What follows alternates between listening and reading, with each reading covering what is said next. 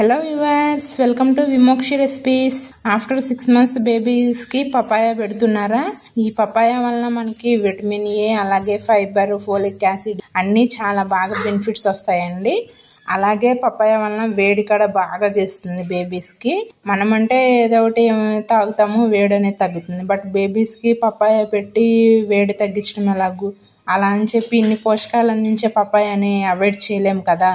So ఏం చేయాలా అని నేనైతే ఆలోచించి పెరుగు తాగితే మనకి చలవనేది చేస్తుంది కదా. సో దీంట్లో పెరిగేస్తే ఎలా ఉంటుంది మిల్క్ బదులు అని చెప్పి ట్రై చేశానండి.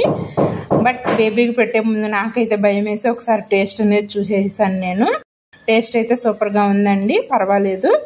మీరు 1 year బేబీ అండి మా బేబీ, సో తినేసింది. అదే మీకు 1 year బిలో అయితే కొంచెం 1 tablespoon హనీ యాడ్ చేసుకోండి.